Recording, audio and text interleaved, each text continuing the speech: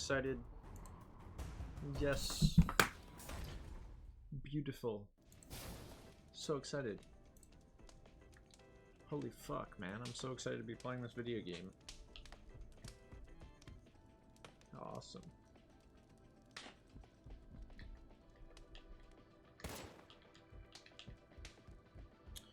So we do this.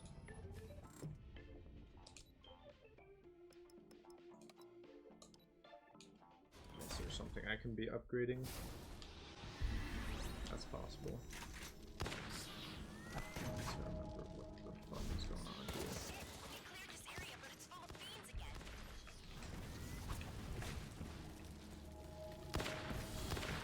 Watch your ass.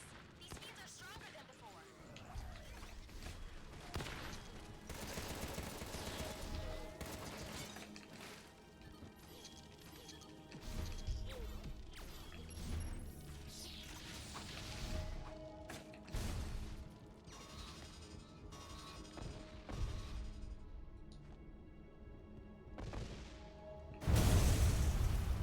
Did I really not clear this level? Or is this just like, this game repeats the same shit over and over pretty much? That's also a possibility.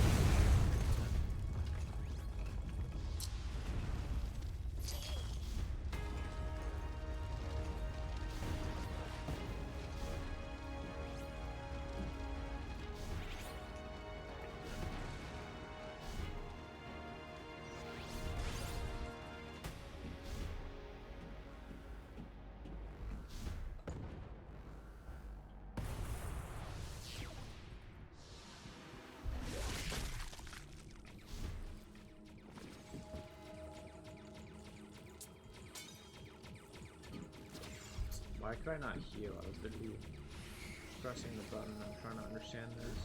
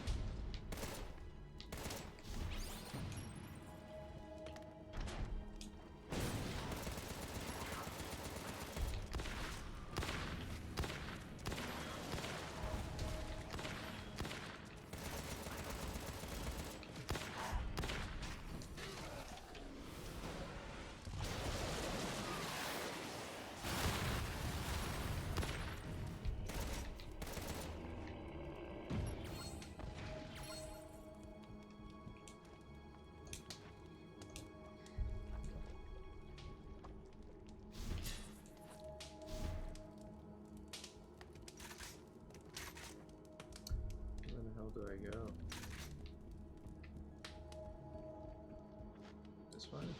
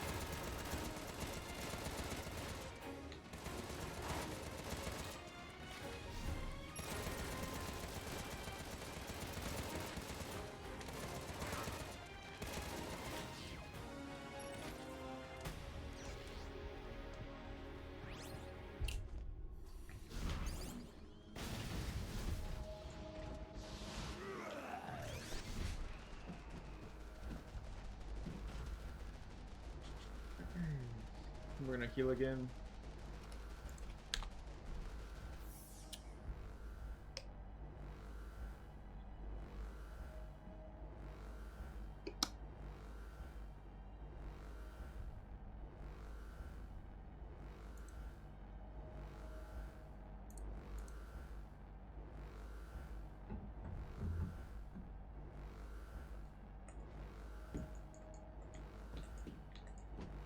Can't do it here. Hello.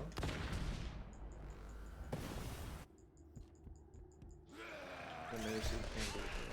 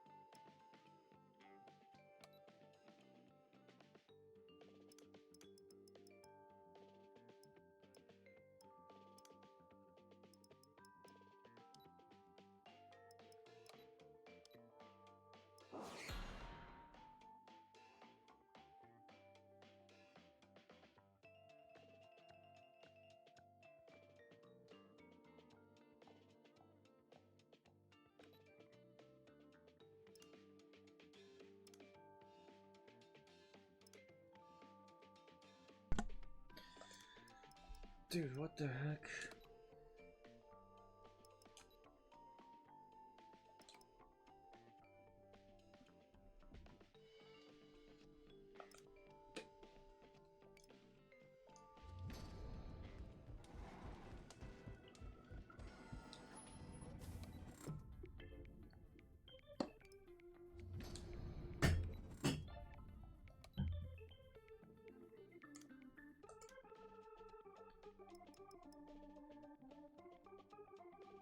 What is chaos finale? What is that exactly?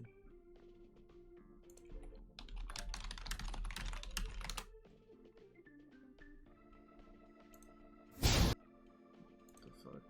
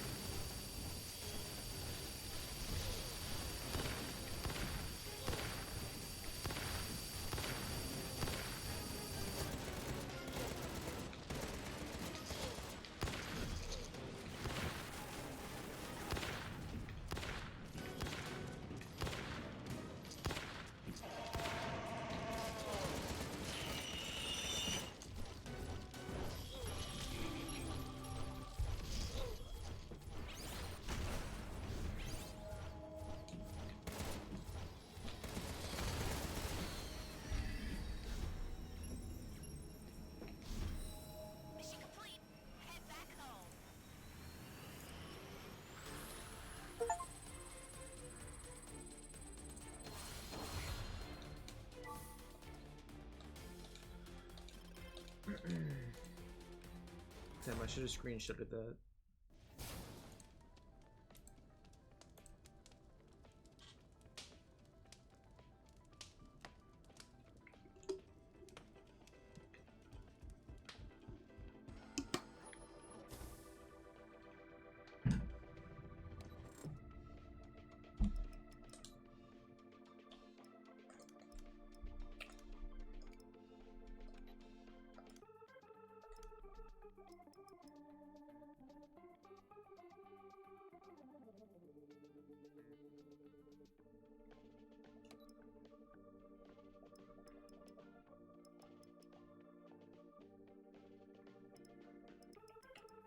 I don't want to lose money though.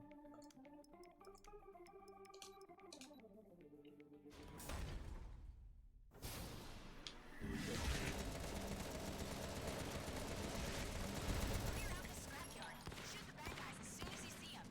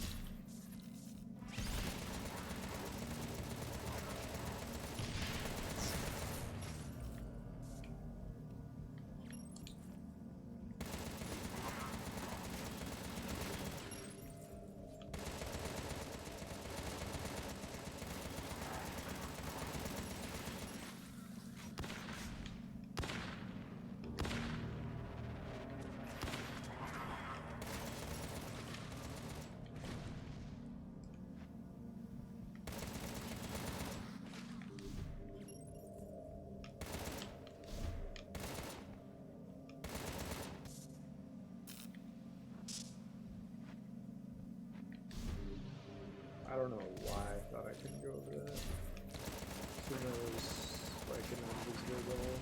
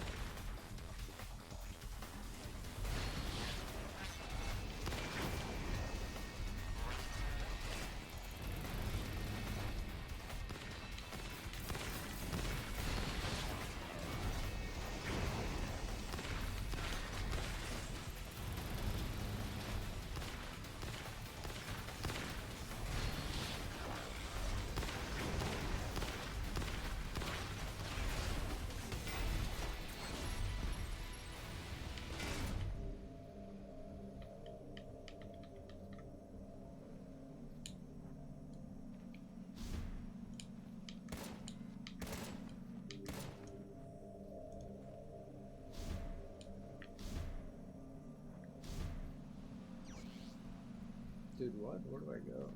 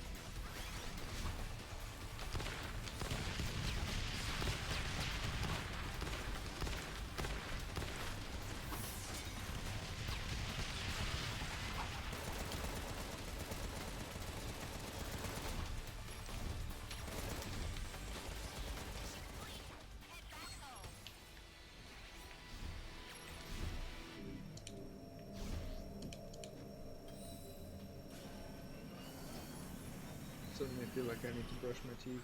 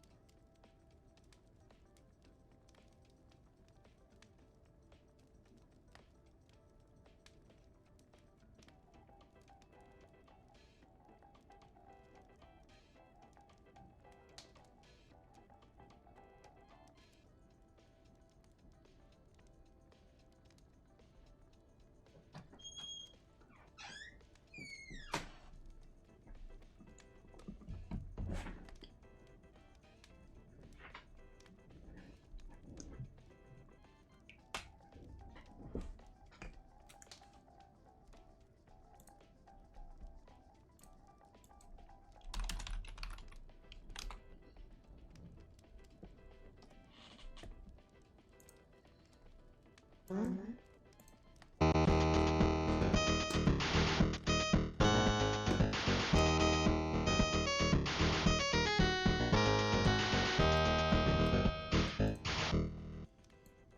the UK in the mid to late 80s, we had what we called the Big Three, a holy trifecta of 8-bit computers that was so called that for one simple reason.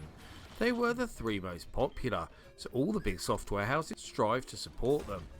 I've already dedicated videos to both the first and second place computers in that battle for both sales and our hearts, the British icon that is the Sinclair ZX Spectrum and its intrusive American rival, the Commodore 64. So now it's time to look at the greatest games for the third placed underdog, the Amstrad CPC.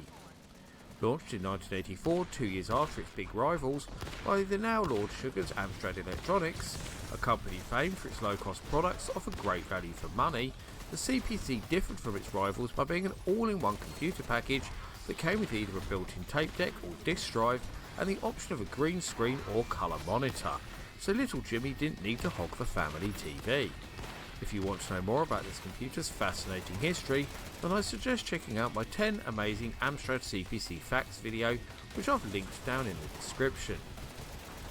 As with previous greatest of all time videos, I put the big question to members of several large retro gaming groups on Facebook, including the hugely popular and very lively Retro Gaming Hysteria, link in the description for those who want to join, as well as my own loyal subscribers, asking them to name their top 5 and the reasons why. Following the same rules as before, I awarded 5 points to your first choice, 4 points to second, and so on and so forth. I then counted up those votes to decide the final placings, and in the case of games having the same number of points, I then went to the number of votes awarded, followed by the number of first place votes to decide the final rankings. I actually had to use these tiebreakers a lot in this particular list, for reasons I'm about to mention, in both this top 20 and the wider top 40, which, as always, will be available as a Patreon exclusive video at the start of next month. Now, in terms of any themes I spotted in the voting process, there honestly weren't that many surprises. Okay, I didn't quite predict the order of the list here, but all the games that I thought would make the top 20 did. There was only one real surprise that I'm actually still scratching my head over, but nothing too crazy. One particularly interesting thing was the amount of Amsoft games that made the list, proving what an important role the packing games had in the success of the Amstrad CPC. I did wonder if we'd see any homebrews make the cut, given some of the standout titles released in more recent years for the machine. But just one example made the wider top 40, the stunning remake of R-Type. But I don't want to give away any more spoilers, so with that all important context out the way, it's time for me to unveil the 20 greatest Amstrad CPC games of all time. Voici les micro-ordinateurs Amstrad. À ma droite, le 6128, à ma gauche, le 464. Amstrad a tout prévu. Écran graphique, clavier, lecteur de disquettes et de cassettes intégrées. Et une seule prise branchée. Les micro-ordinateurs Amstrad. Faites-le Écran graphique. Clavier avec lecteur intégré. À ce prix-là, tout est compris, sauf le vendeur. Amstrad, le mordant informatique. I had a sneaky feeling that Gem Software's Oh Mummy would make the list, not just because it's an awesome game, but also because it was one of the original packings that was bundled with the CPC, meaning most Amstrad owners had a copy of it and thusly have a lot of nostalgia for it too.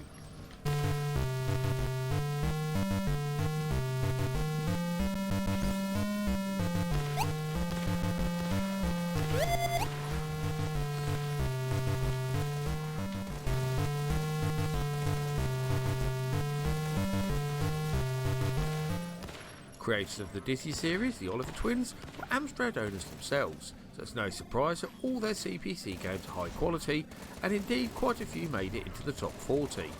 It's regarded by many as the best game in the franchise, but Treasure Island Dizzy wasn't the highest ranked one in this list.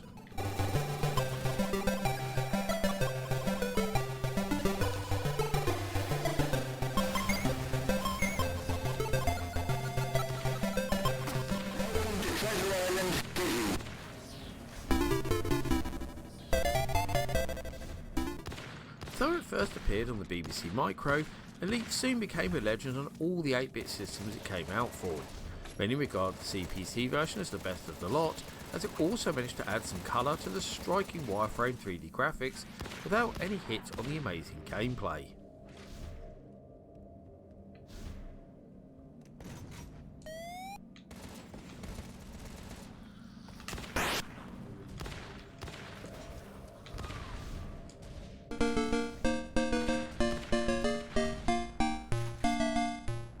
Widely regarded as one of the best multiplayer arcade games of all time, Atari's Gauntlet also got a very fine port to the Amstrad CPC, where it seems to be held in equally high regard, being one of the greatest two-player titles that you can play on Alan Sugar's Dream Machine.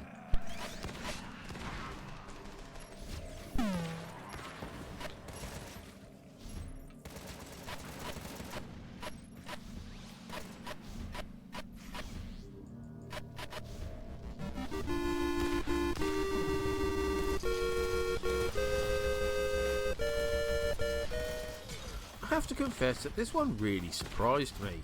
It's the only one in the top 20 that did in fact, because I never hear much love for Chucky Egg 2, only the original game, which has made many of the other greatest of all time lists. This sequel has a very different theme, but pretty familiar gameplay.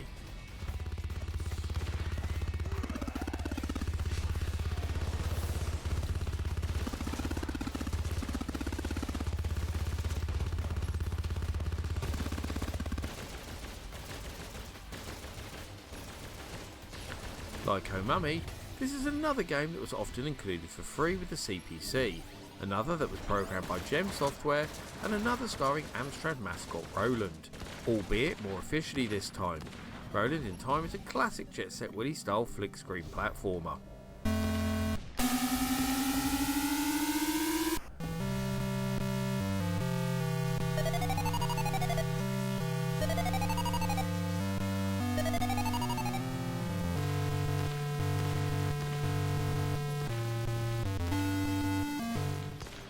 During the late 80s, UK software house Ocean were at their peak, delivering hit after hit, mostly games based on either movie or arcade licenses. Many of them made the list, but this is the first one to appear in the top 20, and Operation Wolf is a biggie, a superb Taito coin-op conversion.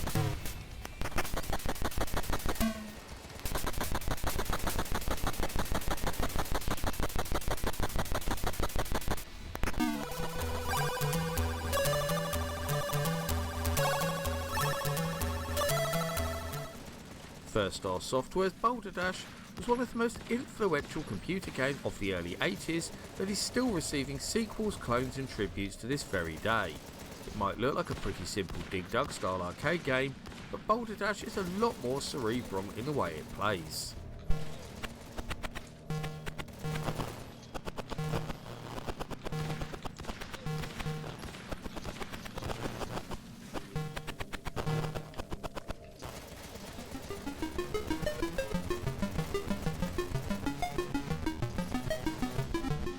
Those unfamiliar with the Amstrad might be saying, hang on, that looks a lot like Contra.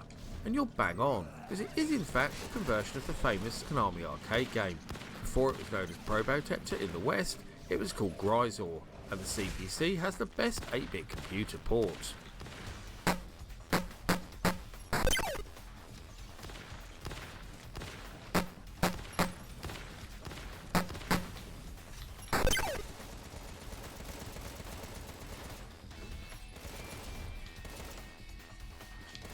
Sega were at their very peak as far as arcade games go in the late 80s. Golden Axe was one of their biggest hits. It created a new craze for fantasy-based scrolling beat-em-ups and received lots of home ports in the process, including a particularly nice one for the Amstrad CPC.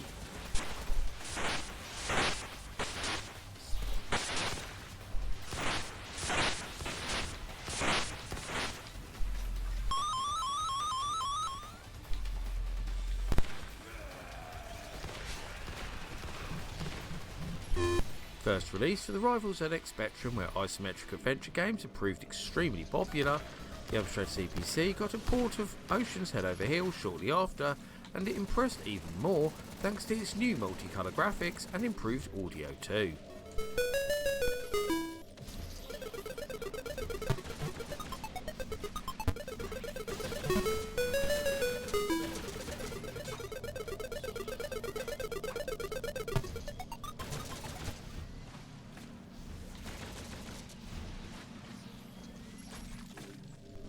when Amstrad launched the CPC, they also created the Roland character too, and tried to cram him into as many Amsoft games as possible. To do this, they ended up reskinning a number of existing titles, including Fred from Spanish software house Ziggurat, which then became Roland on the Ropes.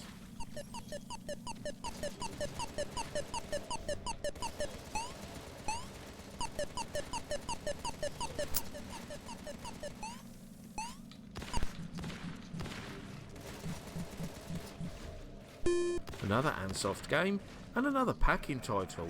This is the highest ranked one on the list, and Jarrell's horizontally scrolling shoot 'em up based on the Falklands War always seems to be one of the most fondly remembered Amstrad CPC titles whenever the subject is brought up.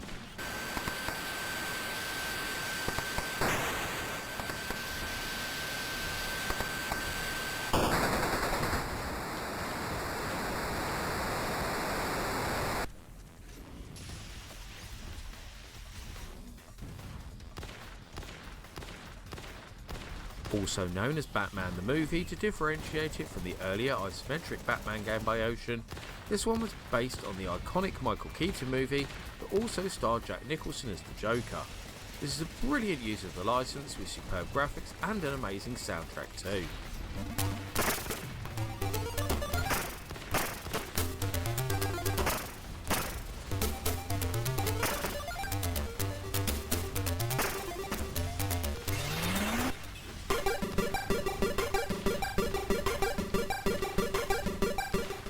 Elite were responsible for some of the CPC's very best arcade ports. Ikari Warriors is the only one to make the top 20. Part of a short-lived craze for one-man army games with Capcom's Commando, which Elite also ported, SNK's Ikari Warriors went one better by adding a two-player mode.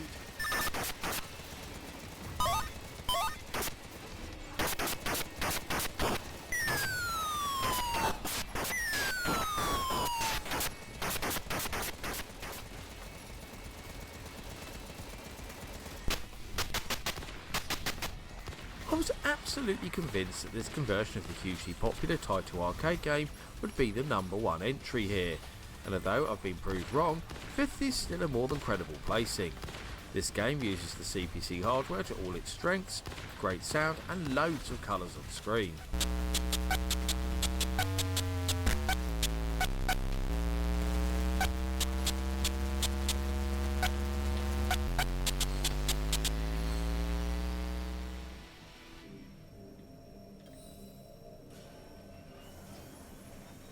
Now, we already had Treasure Island Dizzy at the start of this video, and now it's time to turn our heads towards the original, a classic arcade adventure that first introduced us to the Oliver Twins' egg-shaped hero. We instantly fell in love, and he would continue to entertain us for many years to come.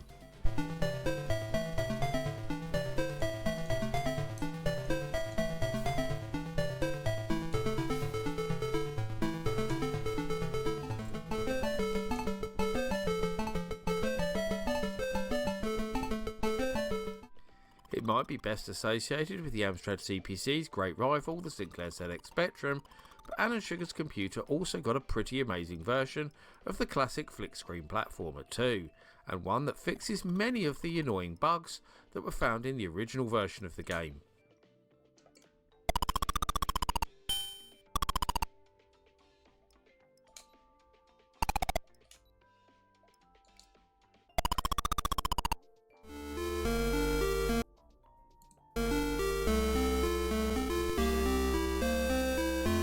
One of the best games, not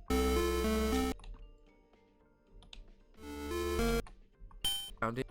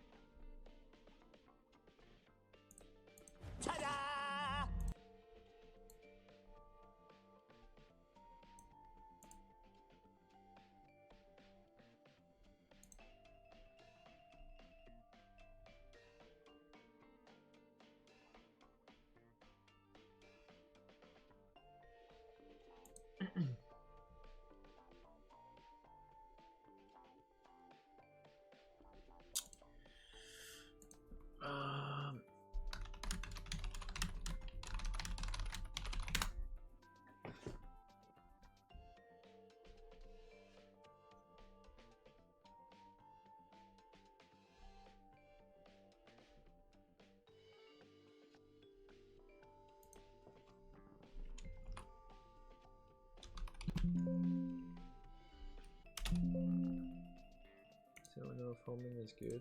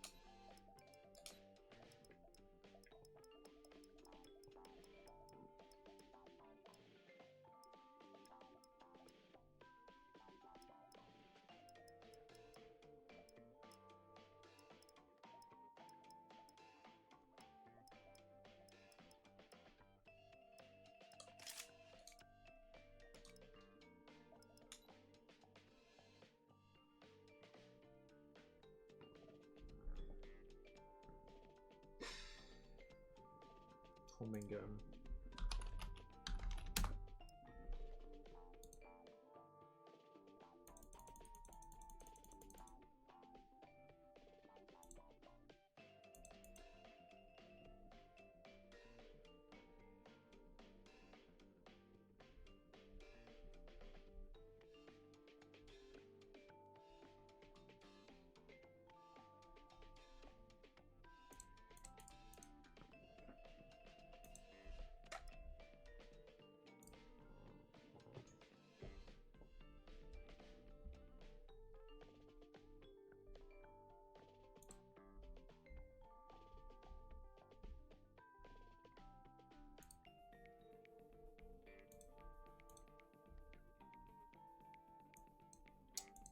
I just want to know.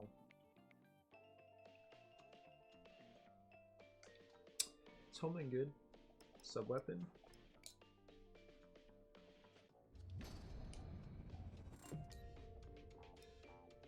No, drill gun is good though.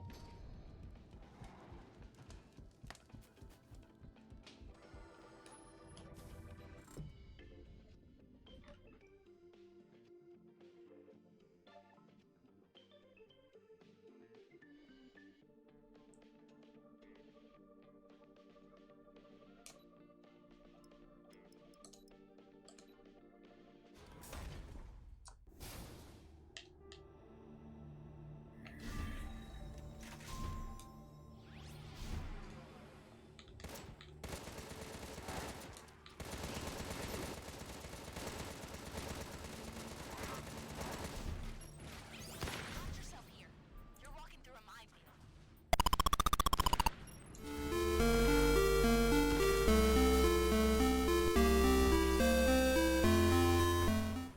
Not just the best scrolling beat 'em up available for the CPC, it's also one of the best games on the system full stop, and that is backed up by its runner-up placing here. A worthy sequel to the classic title arcade game, it was actually created without the involvement of any of the original developers.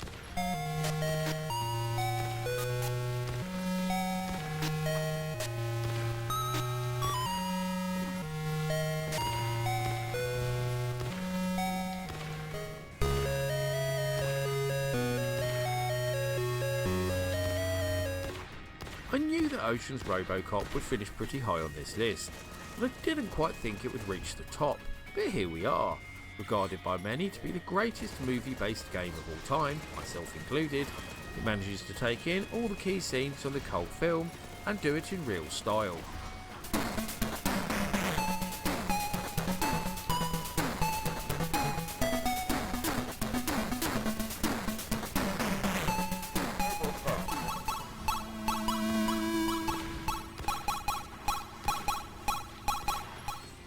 Amstrad ha creado el ordenador familiar.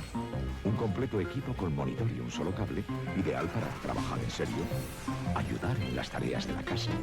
Y para los chicos, un gran compañero de estudios y de juegos. Su precio, increíble. Con cassette, 59.900 y con unidad de disco, 84.900. Ordenador familiar Amstrad. Uno más de la familia.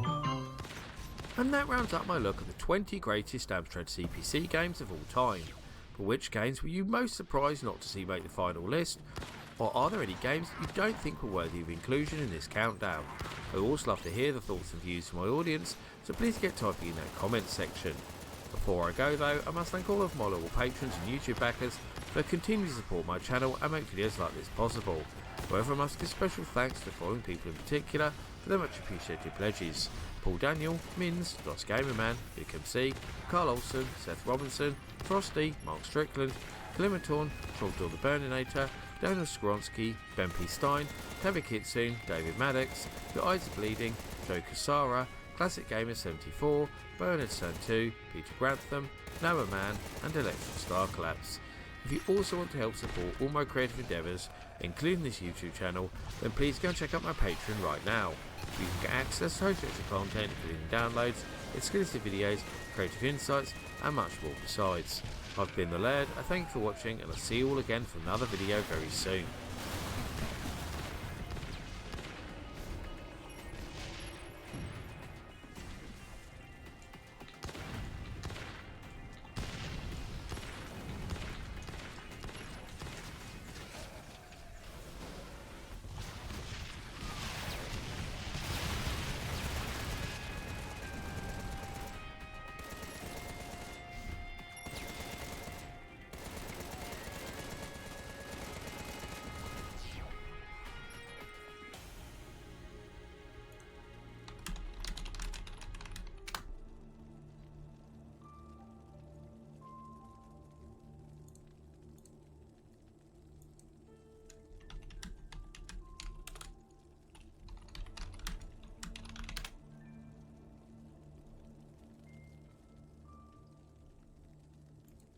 Welcome, Gunrunner.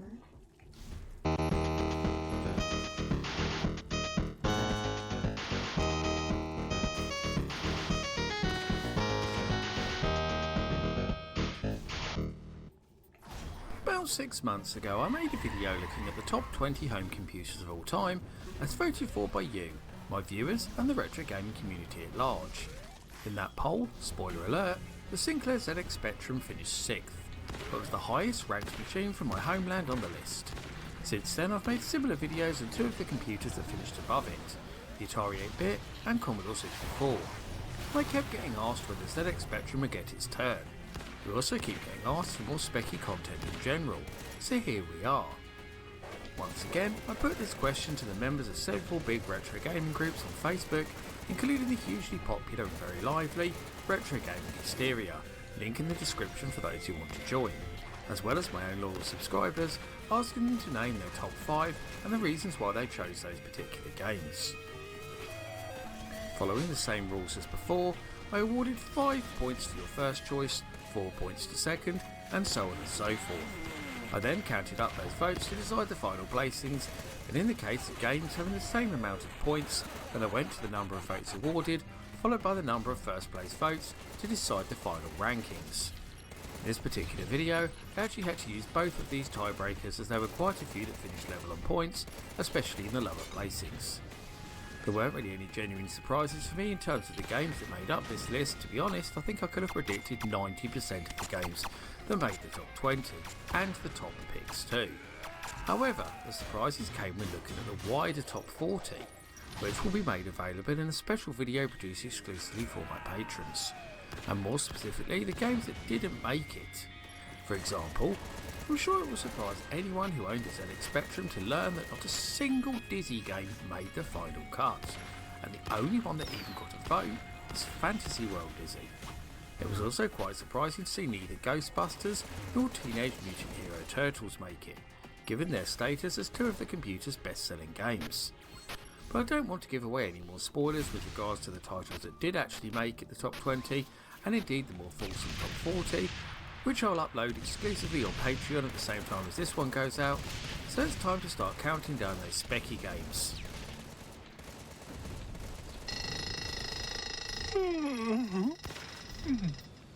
Once upon a time, there were 3 bears. The 3 bears lived in the wood. Learning Box is a new exciting series of computer programs to help your child start reading and counting. Get your child ready for school with Learning Box. We start off with a conversion of the classic Capcom arcade game, and while the ZX Spectrum port of Commando lacks the bells and whistles of the rival C64 version, it's far more authentic when it comes to the gameplay, and that's what really counts.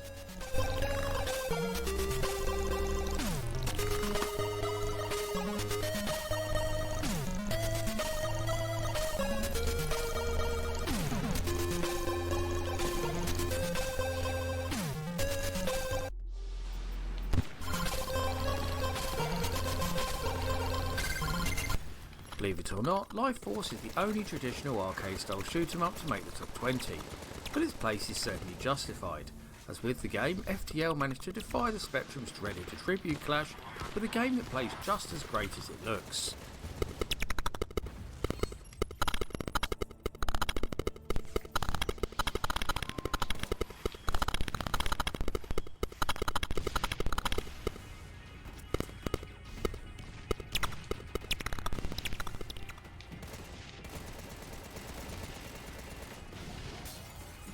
My own personal number 1, I was sad to see this one only make 18th place, but at least I get to talk about how wonderful it is once again. Back to School is a truly open world game when it wasn't even a thing, and greatly improved on the prequel School days in every single area.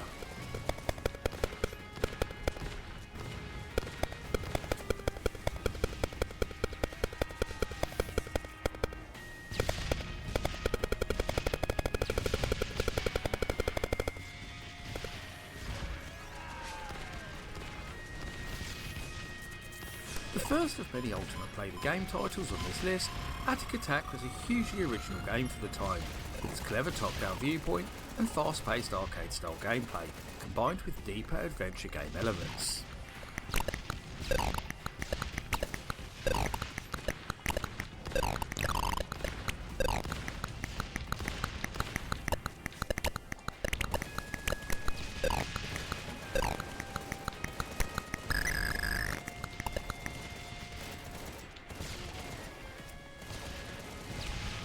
Another very unique game for the ZX Spectrum that's followed by several equally accomplished sequels, Highway Encounter was designed by the legendary Costa Panay and used isometric 3D graphics to great effects.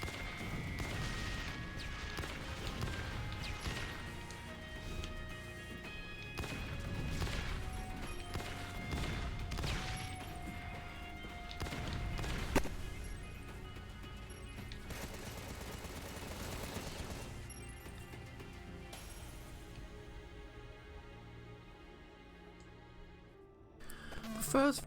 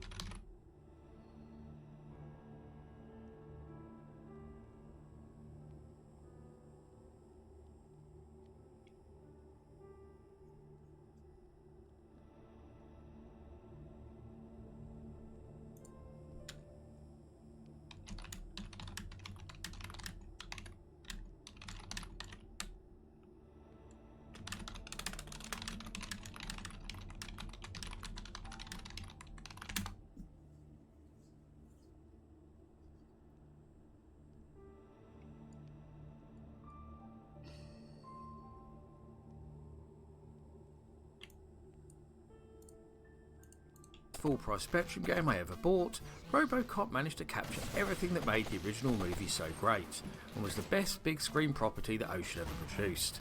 It's especially impressive when played on 128K machines.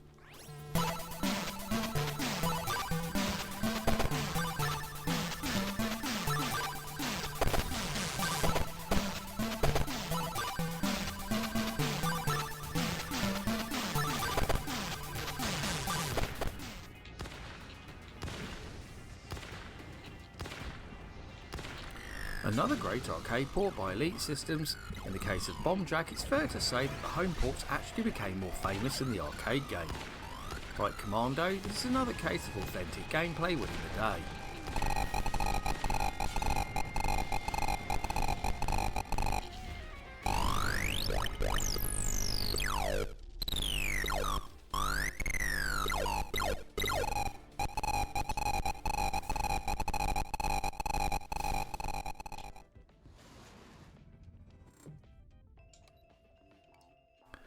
Once voted the greatest ZX Spectrum game ever in the iconic Your Sinclair magazine, Death Chase came about after author Mervyn Escort watched Return of the Jedi in the cinema and wanted to recreate the famous forest chase scene. We're thankful that he did.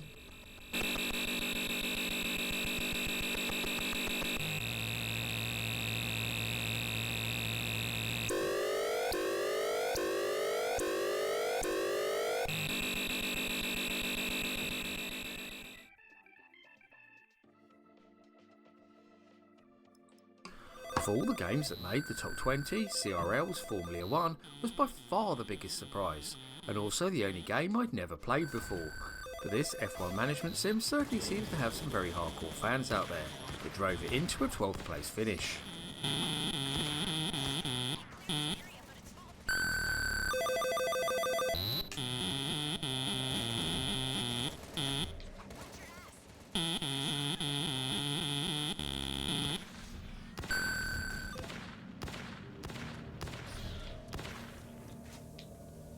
A conversion of the classic Taito arcade game that was originally part of Technos' Kunio-kun series before being adapted for the West, this remains very authentic to the source material and is rightly regarded as one of the Specky's best beat-em-ups.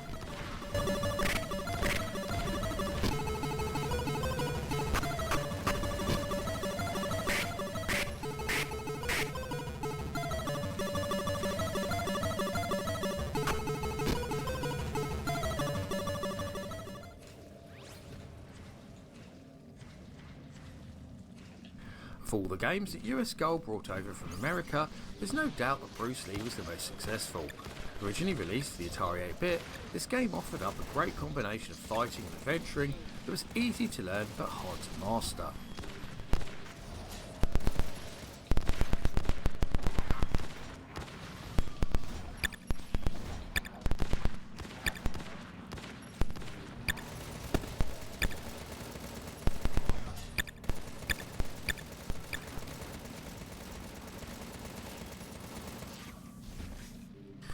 Saberwolf was the first of 4 titles in the Saberman series for the ZX Spectrum, and took the form of a colourful arcade adventure that remains beloved by Specky fans everywhere. The main character would also get cameos in later Rare games like Killer Instinct and Banjo-Tooie.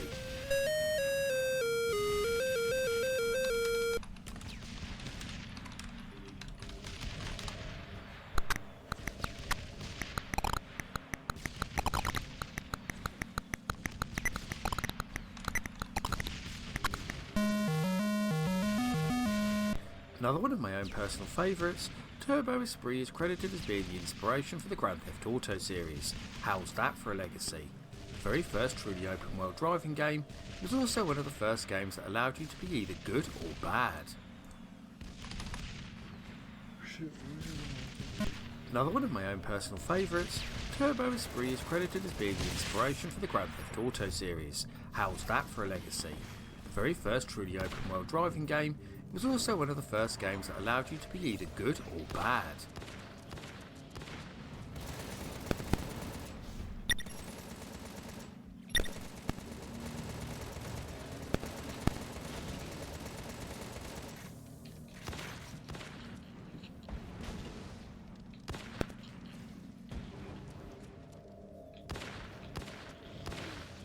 Following on from Sabre Wolf and Underworld, Nightlaw is the third game in Ultimate Sabreman series, and also the very first game to make use of the company's revolutionary Filmation engine that pioneered the use of isometric graphics on the ZX Spectrum.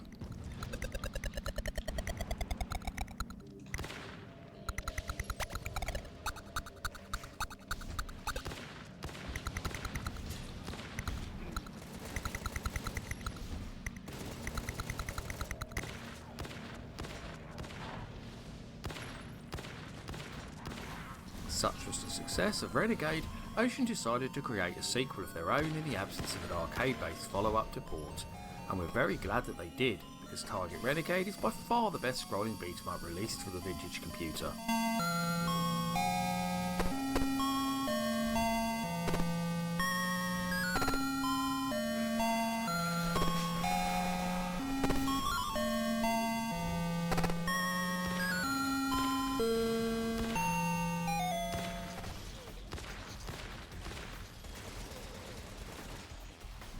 The highest rated coin-op conversion on this list, Chase HQ is a port that defies belief, managing to retain all the speed and excitement of the original arcade game, and it even included all of the iconic speech too.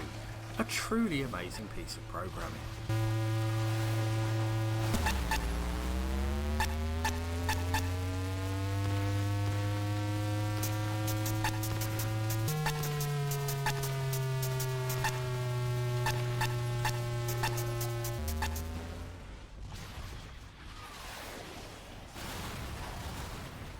Often associated with the rival BBC Micro more so than the Spectrum, Chucky Egg actually originated on Sir Clive's Rubber Key Wonder and was notable at the time for presenting an arcade quality product that didn't copy or clone any existing games.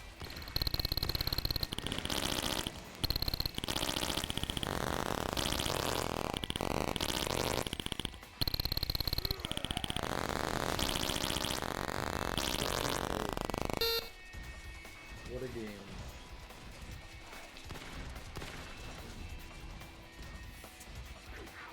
The very first game ever released by Ultimate Play the Game, now better known as Rare, Jetpack was truly remarkable for the time. Fast-paced, highly original shoot 'em up that wouldn't have looked out of place in an early 80s arcade.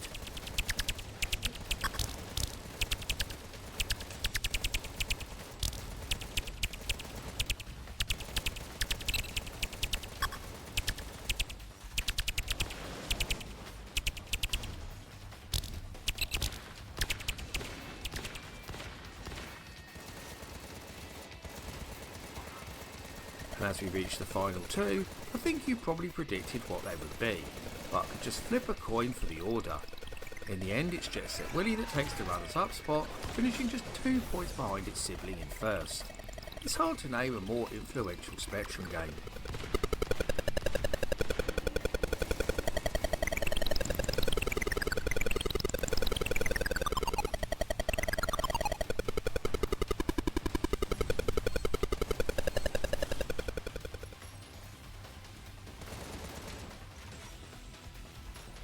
And here we are, the title you all voted for as the greatest ZX Spectrum game of all time, Manic Miner, created by Matthew Smith after playing the equally iconic Miner 2049er on the Atari 800.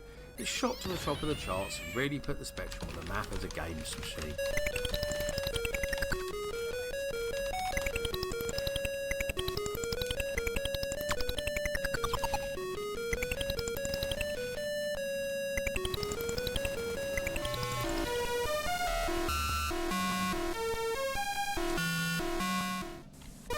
Niner on the Atari 800, it shot to the top of the charts and really put the Spectrum on the map as a games machine.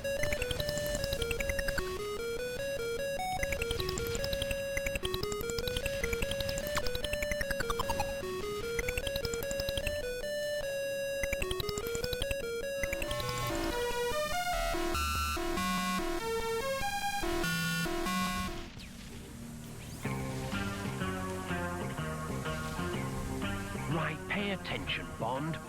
This is the Sinclair ZX Spectrum Plus 2. It's a fully operational computer with 128K memory, but it comes with 3 James Bond games and a light gun that fires armor-piercing shells.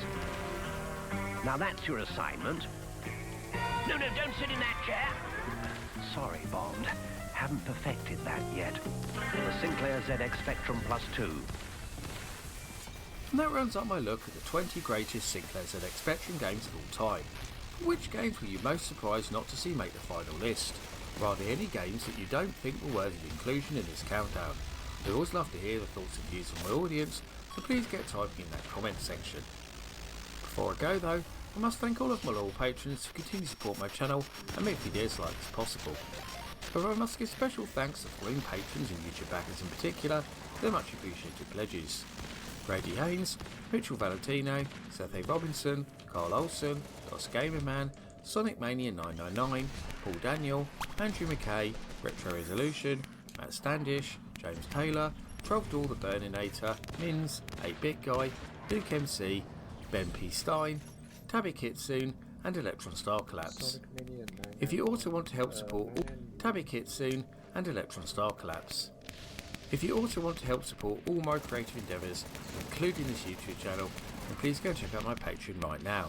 You can get access to restricted content, including downloads, exclusive videos, including a top 40 version of this very video, creative insights, and much more besides.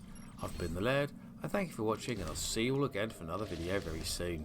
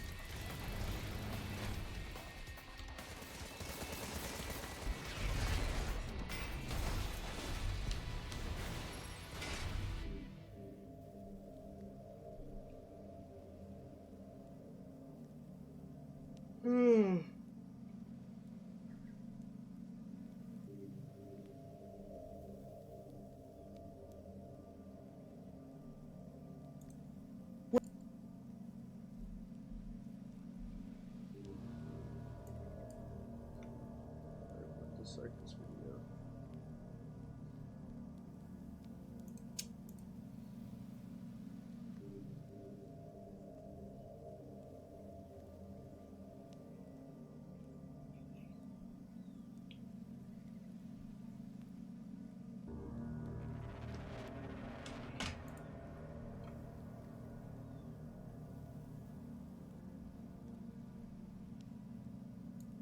It's got 9 dislikes. That feels like a lot.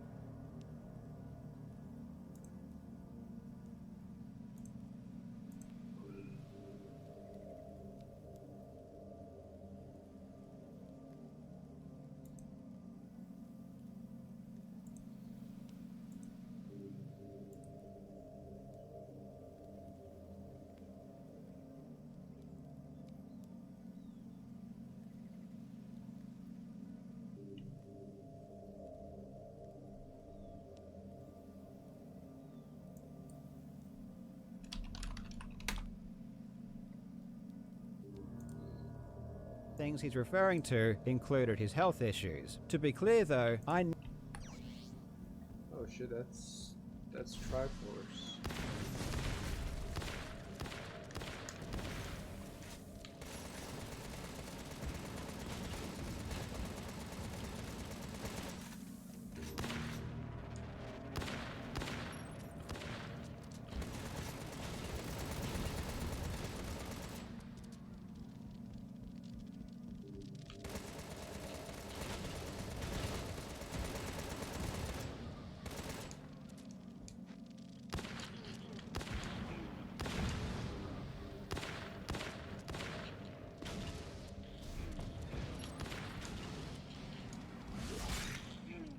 assumed that the other things he's referring to included his health issues.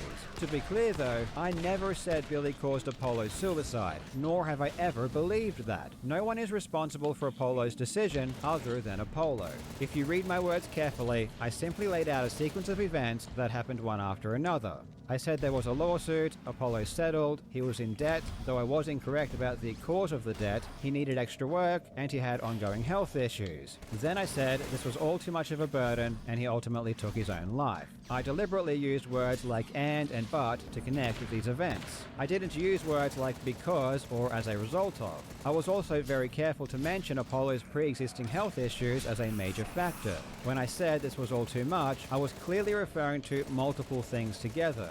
The debt, the extra work, and his health issues, all simply as existing, not as causative factors. I never stated that Mitchell's lawsuit caused or could have caused Apollo's death. Any connection someone might draw between the lawsuit and Apollo's passing goes beyond what I actually said. I was extremely careful, though obviously not careful enough, not to make that claim, because I know the difference between describing a sequence of events and assigning blame for a tragedy. I did, however, get one statement of fact wrong.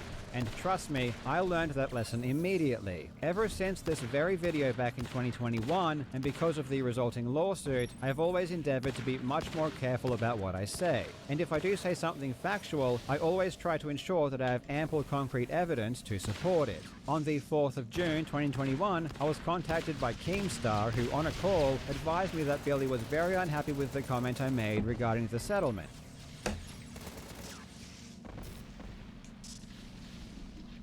And that it was false.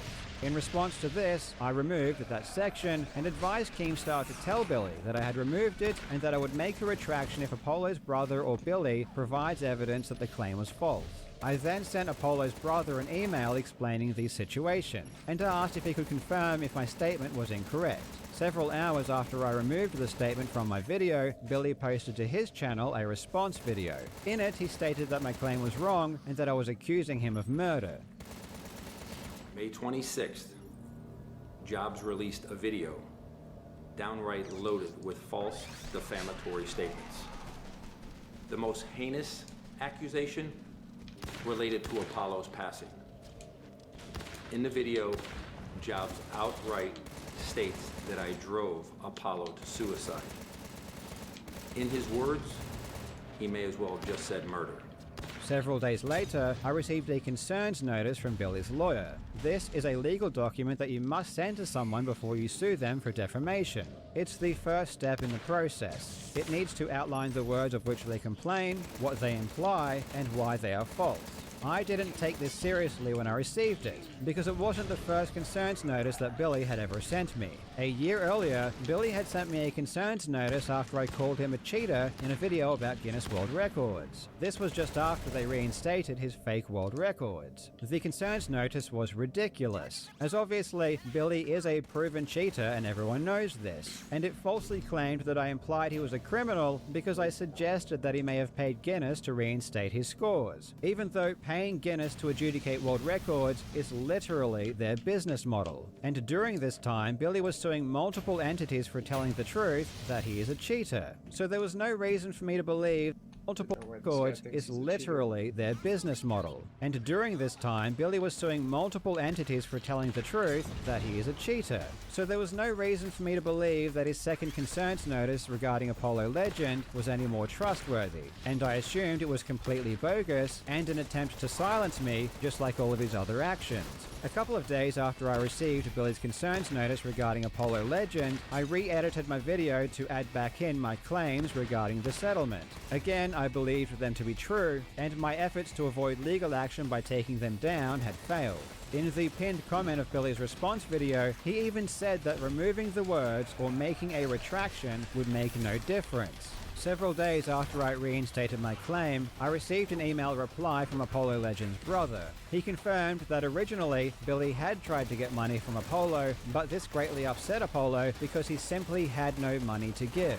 And ultimately, they adjusted the settlement, and in the final version there was no money transferred. As soon as I received this email, I removed my claim from my video, and it has been gone ever since. After I removed the claim from my video, we responded to Billy's lawyers advising them that the segment was removed and that I would be issuing a retraction. Billy said this was not sufficient, and in the response from Billy's lawyer, they stated that proceedings were necessary. Despite this, I still planned on releasing a retraction, and in my video, The Greatest Feat in Video Game History, I included this segment at the end. Now, before I finish the video, I would like to take this opportunity to correct something that I said in a previous video. Back in May, I talked about the new lawsuits filed by Todd Rogers and Billy Mitchell. In that video, I made the claim that Apollo Legend paid money to Billy Mitchell as part of their settlement. I would never make such a claim unless I had very good evidence to support my position. In response to this, Billy Mitchell released a video accusing me of lying and claimed that no money was exchanged. He didn't provide any evidence to back up this claim, nor did he attempt to get in contact with me to clear up any misinformation I may have had. However, I did investigate further as I would never want to provide false information to my viewers. I reached out to a member of Apollo's family who graciously agreed to clarify some details. According to them, despite Mitchell's best efforts, Apollo Legend would not pay any money, and in the final version of the settlement, there was no clause indicating that he was required to do so. Therefore, the statement I made in that video was almost certainly incorrect. I sincerely apologize for providing false information.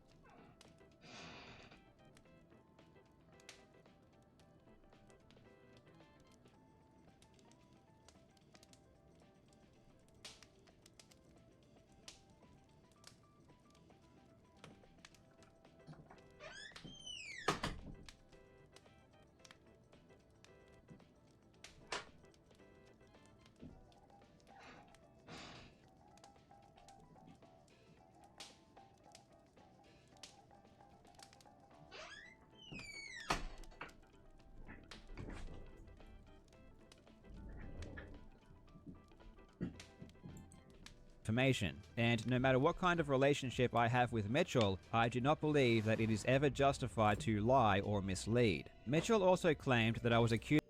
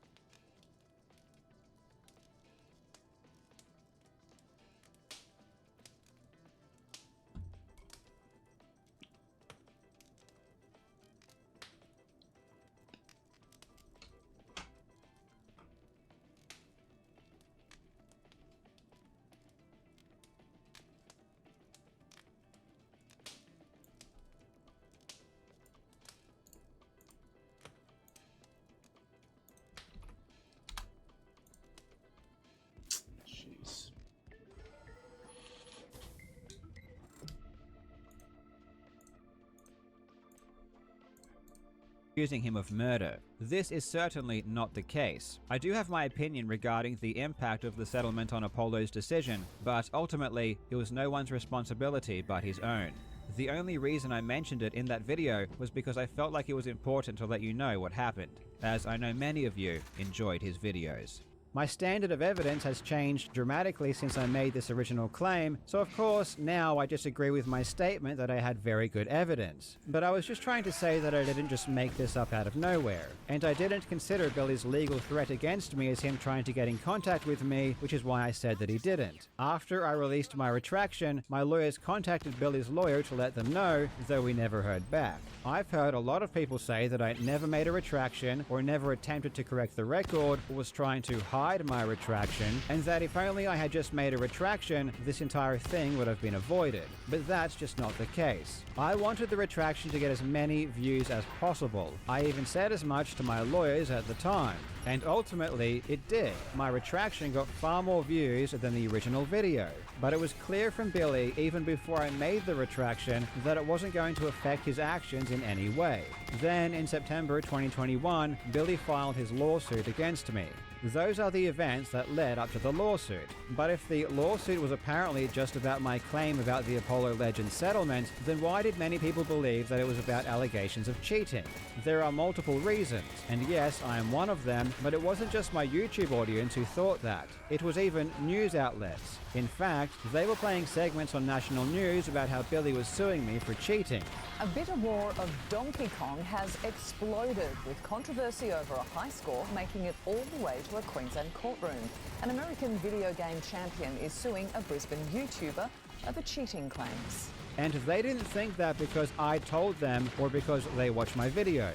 They ran that story because of the arguments that were being made during the lawsuit and the nature of the pleadings. In Australian defamation, you must look at the entire publication. If I publish a video, Billy doesn't get to just extract a single paragraph and ignore everything else. In the video where I made those claims about the Apollo settlement, I also claimed that Billy was I forget you can't fucking pause the game.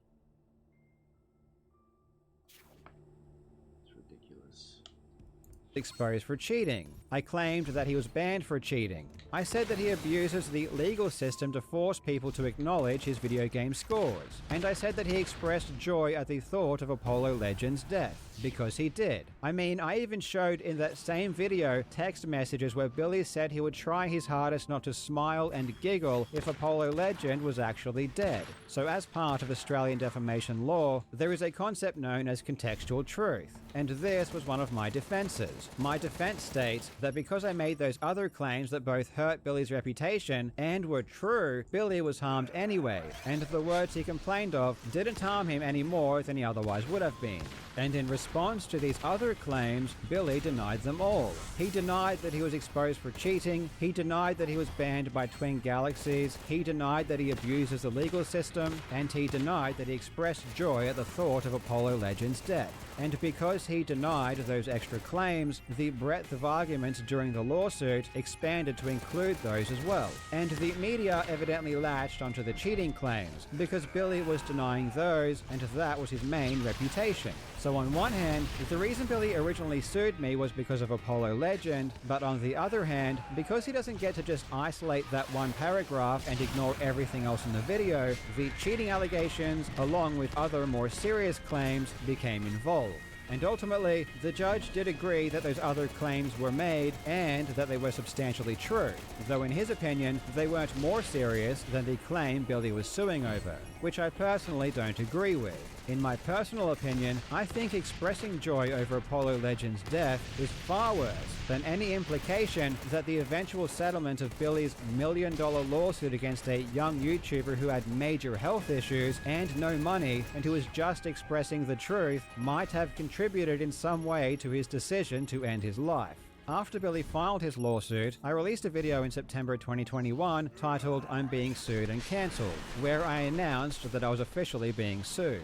In that video, I specifically state that I'm not going to talk about what the lawsuit was about. Normally, I'd give you a full breakdown of this kind of thing, but because this one involves me, I'm going to keep my cards a lot closer to my chest. What I will tell you is that I am being sued for defamation, and the amount of damages being sought is $450,000. I will definitely be giving you updates as we go, but I don't want to give out too many details or strategies before I use them in court. After this, I didn't talk about my lawsuit at all for over a year, and during this time, news outlets were posting articles about how Billy was suing me for cheating. Again, this wasn't because I said this. I wasn't even talking about my lawsuit at all.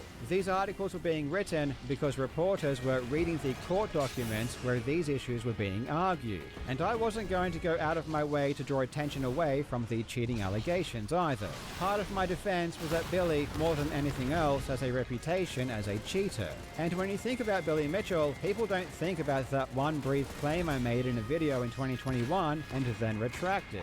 They just associate him with cheating and abusing the legal system. The fact that so many people didn't even know about the Apollo Legends settlement claim is evidence of that. Then, in 2022, Billy sent me a third concerns notice because of a video I released in April regarding one of Billy's witnesses accusing him of extortion, and he followed that up with another lawsuit, of which he sent to my lawyers and told them he was going to file it against me. And then he sent me a fourth concerns notice, saying he intended to sue me because I put a 10-second AVGN meme in a video completely unrelated to Billy. Billy was now threatening me with 3 simultaneous lawsuits. The first one had already cost $200,000 in the first year alone. So if Billy filed the second and third lawsuits, there was no way I could afford to defend myself. I had Billy Mitchell, the guy who had already sued multiple people for exposing his cheating and who had already sued me once before, telling me he was going to sue me 2 more times. And the reasons were insane. They were obvious abuses of the legal system. I felt I had no choice but to create a GoFundMe, and I advertised it in a video called "Billy Mitchell Has Gone Insane and I Need Your Help." In that video, I clearly explain what is happening and why I'm creating the GoFundMe. Every single word I said in that video was true, and all of this is explained in the video. I understand that this was several years ago, so I don't blame anyone for not remembering the video or why I created the GoFundMe. But it wasn't in response to the first lawsuit that ultimately went to trial. It was because of Billy's constant legal threats against me, most of them having nothing to do with Apollo Legends. This video got a lot of attention at the time. Even Moist Critical made a video about it. This is one of the most baffling reasons for a lawsuit I think I've probably ever heard in general. Now, as I understand it, the second lawsuit hasn't been fully filed yet.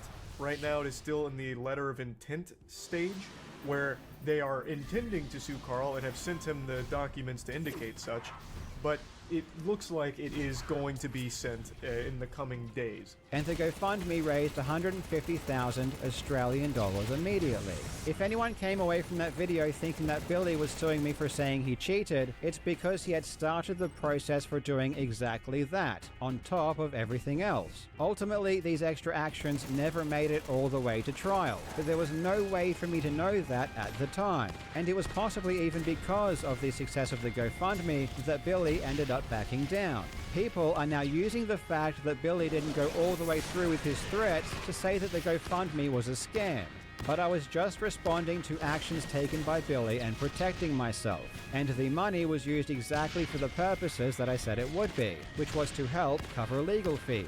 This narrative that this whole thing was only ever about Apollo Legend, which ironically is a narrative that started with Billy Mitchell, is completely false. And if that were the case, Billy would not have taken action against me on 4 separate occasions, with 3 of those having nothing to do with Apollo Legend. That is why I never thought this whole thing was actually about Apollo Legend. I had been threatened and was dealing with so many actions from Billy that were related to cheating that from my perspective this Apollo Legend lawsuit was just Billy trying to capitalize on a mistake I made. But wrong or right, I was under the impression that Billy was suing me because they kept talking about his cheating and talking about him in a negative light in general. Otherwise, those other actions made no sense whatsoever. It was clear to me that his goal was just to silence me, especially when it came to the Apollo Legend claim, as I had already removed the the words and made a retraction. The only other time I mentioned the GoFundMe was at the end of a video I released in August of 2023, where, ironically, I was responding to Billy saying that my GoFundMe was a scam. However, in this video, I allow Billy to fully explain why he is suing me, and I even say myself that the lawsuit relates to Apollo Legend. Okay, but time went on, and eventually, without a single source, except a now deleted post on Reddit, now deleted post, was his only source where he blamed me for taking the life of another human being and for what I did to him. And I said, that's it. Billy Mitchell is referring to the YouTuber Apollo Legend, who tragically took his own life in December of 2020. I won't go into specifics about this particular point because it does relate to his ongoing lawsuit against me. Of course, I do pick apart a lot of Billy's lies, and I deny that I actually said Billy took Apollo Legend's life, because I didn't, but I wasn't trying to hide the fact that the lawsuit was related to Apollo Legend. Otherwise, I wouldn't have even made this video or say directly that it was. And of course, I do also say that the allegations of cheating are relevant, because they were being argued as well. Shit.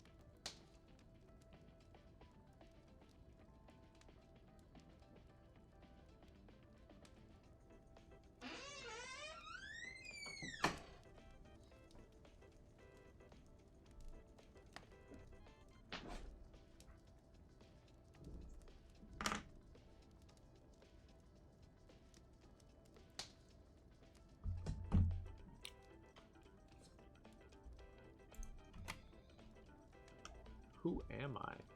Holy fuck, 8%. Oh my god, what the fuck?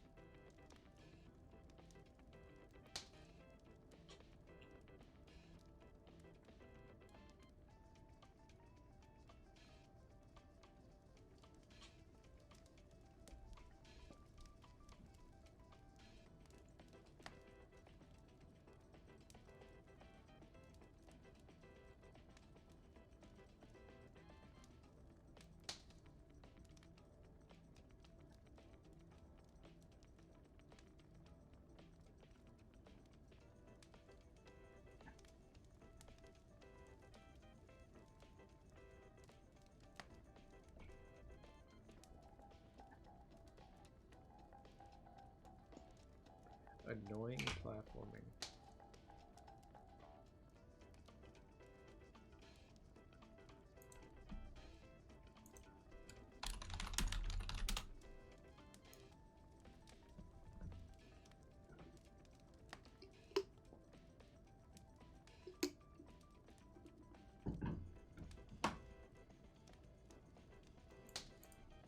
After I promoted the GoFundMe in this video, it quickly reached $200,000 at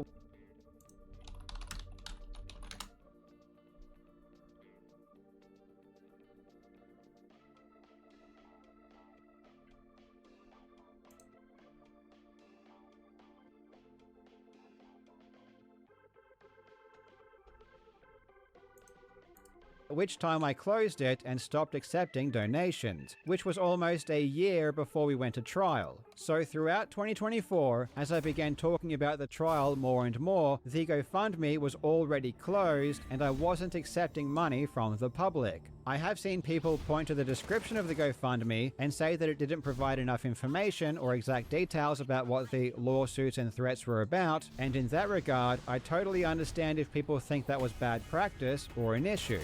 I can only apologize and say that I didn't give the description much thought. As I said, I only mentioned or linked to the GoFundMe in 2 videos outlining things in much more detail, which I assumed people had already watched. Though if I knew the description should have included everything, I would have absolutely no problem doing just that. The fact that so many people got upset or felt misled after the judge's decision and I lost the lawsuit came as a huge shock to me.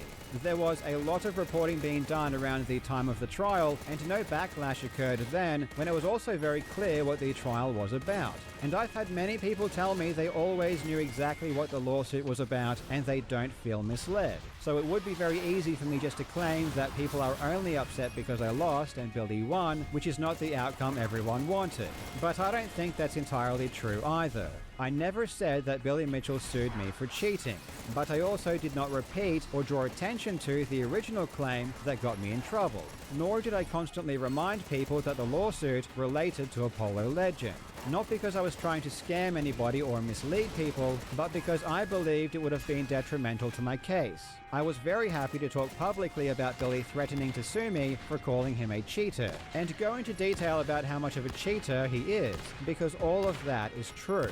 Despite the fact that he had threatened me multiple times for calling him a cheater, I was not afraid to continue making that claim. and I was happy to discuss his cheating even when it related to my currently ongoing lawsuit, because it was one of my defenses. When it came to Apollo Legend, this was a different story. I made a claim that included information that was not true. I didn't accuse Billy of murdering Apollo or causing his death, so I don't think I should have lost the lawsuit, but at the end of the day, I said something that was not accurate, which I admitted to and corrected years ago, and I was never going to repeat it because the internet doesn't work like we want it to work. If I drew more attention to Billy's claims about what I said, more people would have repeated it, and it would have been used against me in court. For example, Billy's team crawled through thousands and thousands of comments on two Moist Critical videos about Billy Mitchell, which were released years after my video. They found a handful of comments that related to Apollo Legend, and then without any causal link, claimed that they were a direct result of my video. Even though there was no mention of me or my channel, and we don't know who these people are or why they are making these comments, the judge ruled that I'm responsible. Essentially, it didn't seem to matter if people may have come to this conclusion independently, and it didn't seem to matter if there was no evidence linking their conclusion to my original video. The blame for every single comment was entirely placed upon me. The judge even flat out stated that no comments of this nature were ever made before my video. And not only is this one of the reasons the damages might have been so high, but it seemed to be used as proof that every comment was because of my original video. But I disagree with this statement, as there were plenty of comments well before my video ever came out saying that Billy was responsible. So you can see how dangerous even mentioning Apollo Legend would have been. That was my reasoning for not repeatedly bringing up Apollo Legend. Though evidently my behavior of talking about the lawsuit so many times without reminding people explicitly what it was about led to many people being confused. And if you're one of those people, I sincerely apologize. I just hope that you can consider that it was not done intentionally to mislead you or for nefarious purposes.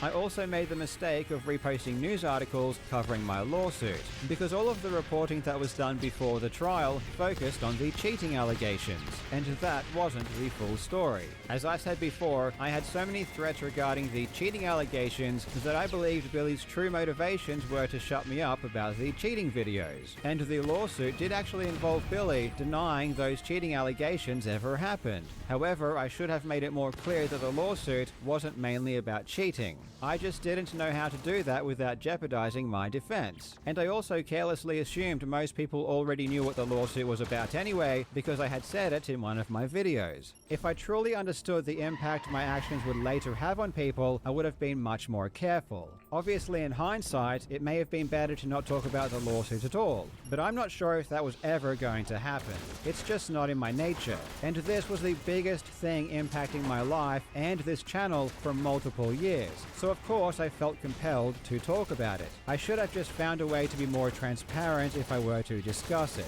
and I can understand fully if you are disappointed in my actions, especially if you donated to the GoFundMe. If you weren't really following the trial closely and don't have much information about what happened during it, and all you're currently reading is news about the judgment or drama videos saying that I lied about everything, I'd suggest remaining skeptical for the time being. I will wait until the dust settles before discussing what happened during trial in more detail, but at some point I definitely will, and hopefully at that point you will have a better understanding about why I was so confident I would win. And it's also possible that you might even agree that this judgment is simply crazy once you have all of the details.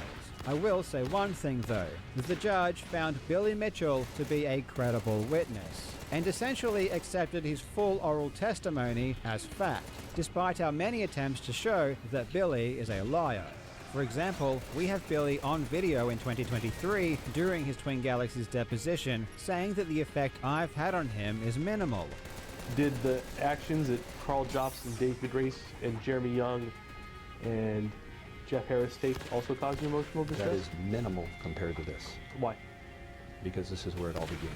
However, during my trial, he claimed the exact opposite and said that I basically ruined his life. and the judge completely disregarded his previous statements and accepted what he said at my trial at face value. And this is just one example of many times that this happened. And if you've watched any of my videos on Billy Mitchell in the past, especially those in regards to his deposition, you will start to realize that this judgment might not be based on truthful evidence. But again, I won't go into much detail until the very end.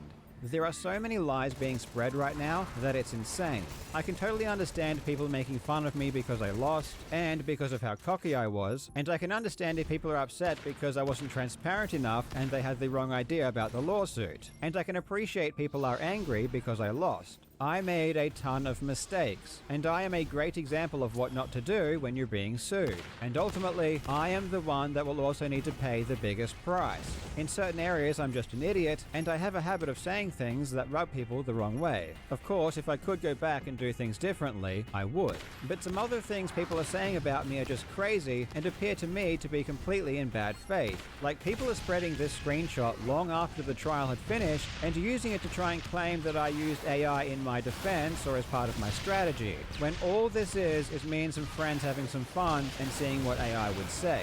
Many people are taking advantage of the worst experience of my life to go after me for things that are just outrageous. And it sucks because on one hand I want to defend myself, but on the other hand I totally agree that I made a lot of mistakes. I said things publicly I shouldn't have said that made me look bad. So I do deserve to be called out for those things. But other things are just flat out wrong or just complete lies. And if I spend too much time debunking lies, it will come across as if I think I bear no responsibility for what happened, which is not the case. So I won't. I'll just say that I hope reasonable people can understand that out of context screenshots may not be indicative of what is really going on or how I really feel.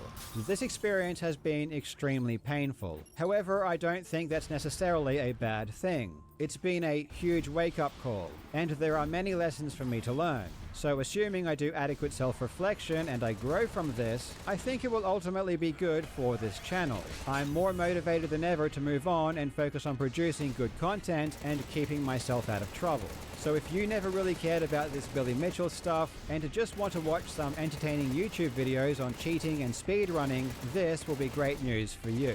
Thank you so much to everyone who has supported me for the past few years. I can assure you that you have made this process much easier than it would have been, not only for me, but for my family as well. And I'm truly sorry to everyone I let down by not handling this as well as I could have.